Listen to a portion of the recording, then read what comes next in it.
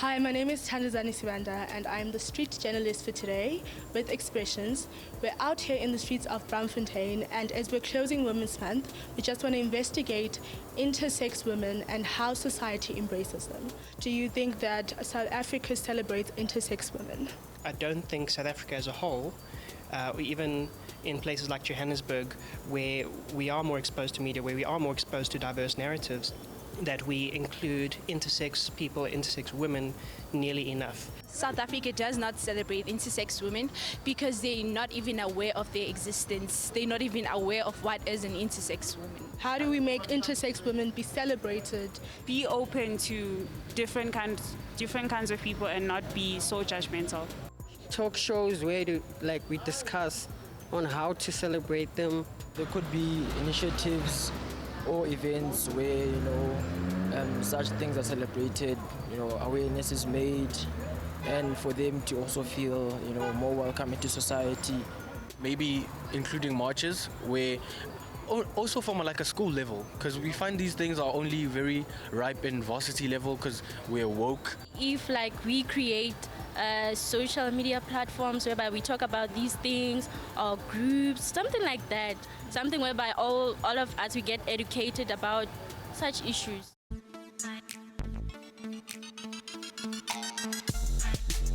And on that note, we want to say hello to Dumelang Sanwanani, South Africa. Welcome to Expressions. This is definitely the place for you to air your views.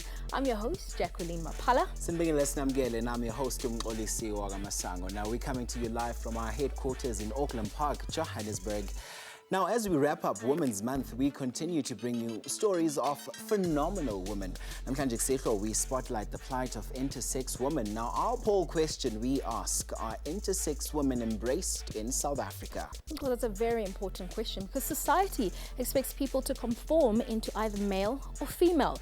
But being intersex is more complex than that. Now, intersex people are born with some biological characteristics that are considered both female, and others they're considered to be male. Sometimes an intersex person is assigned a female or a male sex at birth through surgery.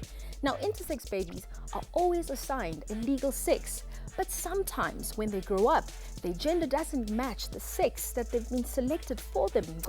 Well, Jackie, we ask, what are the challenges faced by intersex women? Now, that was the big question that we asked as Expressions. Now, we visited Sharon Rose Kamala. She's a former Miss Sundowns, and she told us more about being an intersex woman. Do take a look at this. Now, as your #1 youth current affairs show, Expressions looks at celebrating gender diversity as well as sexual variance. This is as we wrap up Women's Month. We're going to be having a conversation with a very young and dynamic woman, Kamala, Sharon Rose Kumalo. She's got a story to share with us around this topic. Let's go have a chat with her. Can you please tell us what being intersex means?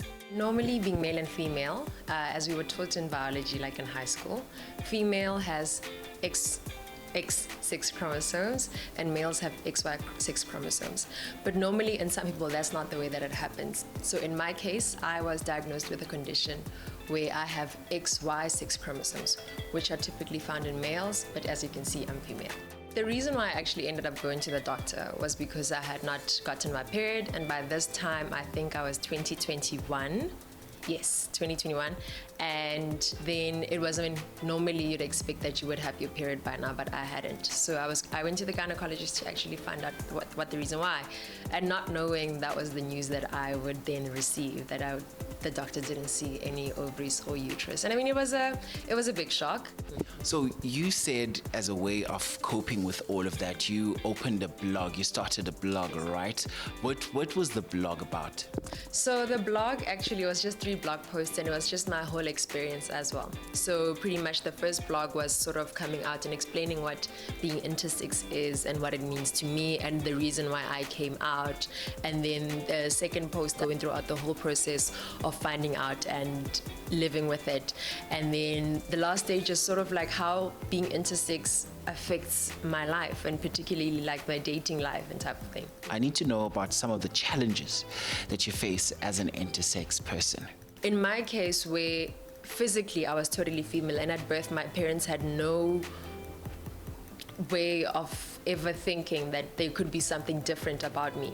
For the mere fact that I was born without a uterus and ovaries means that I cannot naturally conceive. So in that instance, I think that's the biggest thing, because I mean, as a child, you're brought up, especially as a woman and as a girl, that one day you'll get married, have kids, and follow that, and that sort of like changes your whole experience about having children in your future, in your later stage. Some people may be born with ambiguous genitalia, and that's where the case of genital mutilation at birth comes in. So that's a big, big issue that we are fighting for as intersex people, is that most of the time gender assignments are done on children where they have no say about it. And I mean, it is their bodies, so it should be their right to decide what they do with their bodies. But that right is taken away from them. In South Africa, not everyone is born in a hospital. Some people may be born in a village, in a rural area, at home, by a midwife. And in those cases, we know of stories where there has been infanticides of intersex children. So a lot of the times, those kind of children are viewed as bad omens. And the sad part is that that's the result of a lack of information. Do you think, as a society, we are really doing enough? If children till this day are being mutilated after they're born, if children are still dying in the rural areas, no, we are not doing enough. Wow, what a phenomenal young woman who's using her voice to put a spotlight on this so important conversation that we're going to be having in studio. But I'm not having this discussion by myself. I'm joined in my Joburg studio by Colette Letlojane, who is the Executive Director from Human Rights Institute of South Africa. And I'm also joined by Crystal Hendricks, who is the Chairperson of Intersex SA, and she is in our Cape Town studios. Ladies, welcome to Expressions. Crystal, welcome. Hi, good evening. It's good to have you. And of course, I never had this discussion by myself. My co-host Mxolisi, of course, is going to be bringing some of your insights on this also important discussion that we're having tonight. I think, Colette, maybe let me start with you. Let's talk about the rights, because I think just before I get to Crystal, where we sort of unpack what it means, let's talk about the rights. What kind of rights are you at least touching on, the issues, the topics, to educate young people, especially about what it means to be an intersex individual in this country? Okay. Thank you very much for having us on the program. I think talking about the right, we are not talking about something unique, something that is coming from us or somewhere. We're talking about innate rights, the rights that we are born with, the rights that we have and entitled to only because you are a human being. Your human dignity, your right to be accepted, to be recognized, just like all human beings. And also we have those rights enshrined in the Constitution. Those rights are even in the Bill of Rights, rights to equality. I think Section 9 of our Constitution is a very elaborate chapter of our Constitution where no one should be discriminated upon based on their sexual orientation or gender identity.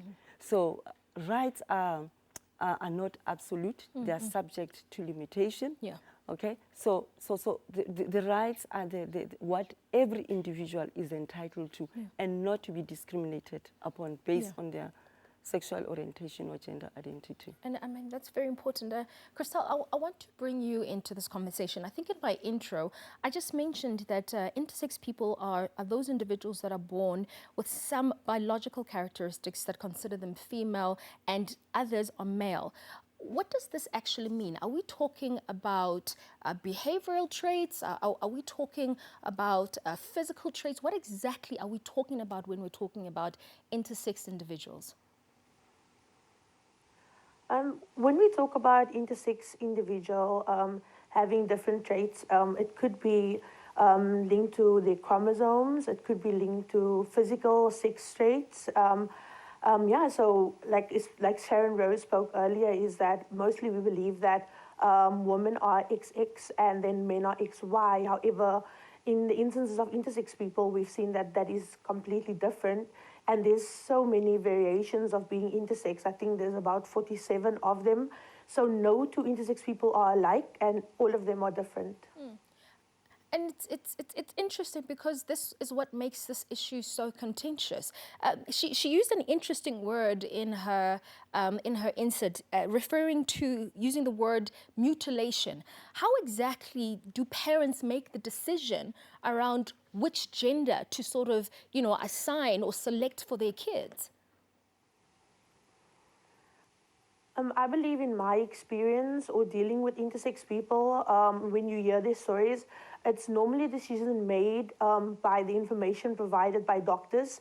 So doctors would say that your child is not normal and we need to fix your child. And that's how parents make decisions. I went to surgery and my mother did surgery because the doctor said this is the best thing to do. So it's basically information on doctors because the world is so forced into binaries that they want all females to look the same, all males to look the same, and therefore they have this picture in their mind that we should all be fixed and made perfect in the way society sees it.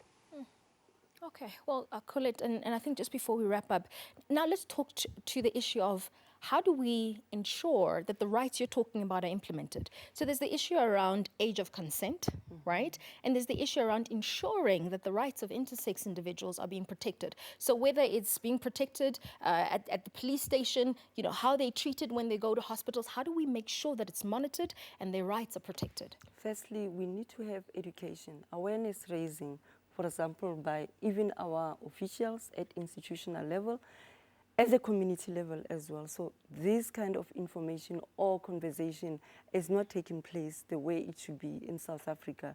The fact that we have mechanism, we have even regional mechanisms as well that we are making advancement, people on the ground are not protected and the officials do not have the information. So we need to have that education. We need to have these laws written down so that people can enforce them and remedies can be provided out of them. And also, we need to have open dialogues. In schools, for example, we know in some schools, children feel discriminated upon, there's intimidation, there's harassment, they fear to be exposed in public. So we need to educate even, take education even at that level to ensure that, South Africa is rising up to some of the mechanisms that they have. And people actually enjoy them. They're not just written down. They're not just paper. And I think, thank you for that point, because I think that is really where we need to draw the line to say that as South Africans, we need to be open to debate. We need to be open to dialogue. Let's talk about this. Let's not discriminate and start putting, stigmas on people who are intersex. And I think it's important for a show like Expressions to be touching on this issue. And of course, we're going to continue and talk a little bit more about this after the break. Mkhosi is going to be bringing some of your insights. You're watching Expressions. We'll be back right after this.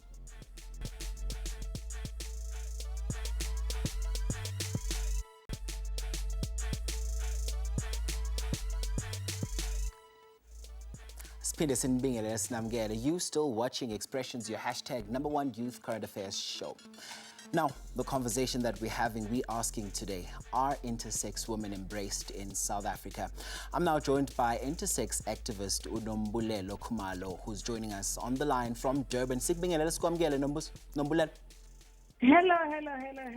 It's great to have you on the show indeed. Beautiful indeed. Thank you for inviting me.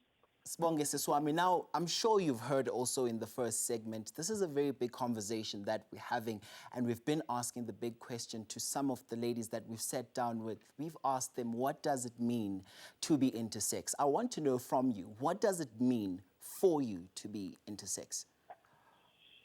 Basically, being intersex for me means definitely I'm born different, and after being born different, I need to understand a space where, because normativity has made it perfect that we accept certain people as normal. So basically, we are the kind of people who deconstruct normativity into understanding that if God creates, he creates in his own way and nothing more we can ever understand. So it comes to that where you just understand that God's creation is variety. Now, would you agree with me if I said being intersex also reflects a biological variation? It is, and it's not just a variation which could be actually boxed. We are intersexed in different ways, in different manners, of which I cannot be the same intersexed as the fellow Kamala, which was interviewed earlier on. I'm also intersexed in my very own way, and intersections come in varieties of ways, and if you understand one portion, you cannot directly say you understand the next. So we're all different. So intersection is a variety at its own. Like, I mean, there are thousands of varieties when it comes to being intersexed. Now, we had a conversation earlier, and of course, Jackie also had a conversation earlier on the show where they were talking about consent. I understand that you also had some of your one organ removed, right? Were you at a position to consent to this? Things happened when I was very young, and after I was born with 2 active genitals, a decision had to come from my parents for the sake of normativity, as I said. And then later on, the decision, I had options left because they were both actively external, and they preserved the internals for a space where I could actually make a decision of my own. So basically, when the first process was done, I had very little fear in it, close to nothing. And then after on, I could make it. But then if you understand, if the decision was made prior, then you live up to what the parents at first consent to. So I can basically say there was very little consent in everything which was done. I was basically a minor. They could make decisions according to their finances and to what normativity had prescribed to them. All right, let me just quickly find out what some of our viewers have to say on Facebook, and I'm hoping that you're going to stay with us on the line there. I'm going to look at Young Kids. Nigel says, Expressions is a beautiful show for young viewers, but of course it reflects realities in life. Mandisa says, I love this program. Leah Kana. Now Simviela says, God grows men and women and creates these things. Unesimo sakhe says udoti noma ungazama to westernize it ngiyema lapho. Now, Nombulelo, these are some of the views that we're dealing with as a society. Do you think that because there's something that is different to us, we see a need as a society to labelize it, to have all those myths around it? Do you think that is a reflection of a greater fear in society? Basically, what humanity has done to us is that we've created things called social constructs. Whatever we grew up under thinking it's perfect and it's normal, that's what we think we're entitled to. Rather than looking outside of what's different to you and who's different to you. So social constructs have boxed us and put us in a space where understanding this is what it is, and anything else is foreign to you. Because what we do as human beings is that if you're not normal to what I am, you push it aside, not because you don't generally want to know more, but because you lack information. Absolutely. So we need more information around it. Unfortunately, we've run out of time, but Nombulelo Dube, thank you so much for your time. We wish you all the best. Mbugelewe Expressions, at the back of that, we like to check your expression for this week before we head to the break. Roll it. Hi Expression, I'm Vyogas Gafile. I don't think intersex women are embraced in South Africa because they often face stigmatization and discrimination traits from puberty stage. Thank you. Thank you for that. Remember to keep those voice notes and video notes coming in. Keep them sweet and sharp. Your number one youth current affairs show returns after this. This is Expressions.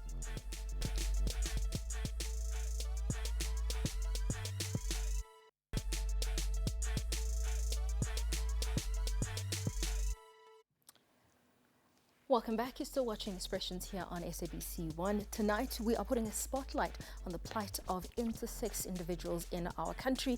And our poll question that we're asking you is, are intersex women embraced in South Africa? And of course, we have to wrap this question, this topic up. And I just want to give you, Crystal, just an opportunity to just give us some closing comments. I mean, Balelo spoke a little bit around shattering the idea of what's normal and changing social constructs that otherizes those that are different. How do we make sure that this is part and parcel of our society where we're embracing people who are different from us? I think as a society, we need to know that people are different. No two people are the same. We need to know that intersex people exist. They love themselves. They've accepted themselves. But we also need to ensure as intersex people that we educate the people out there as well, and also change the narrative more to Africanize the terms that we use as well, so our people can understand what it is to be intersex and what it really means to be intersex. But intersex people are here, we exist, and the question is that are intersex women embraced in South Africa? And no, we are not, because we are seen as so different.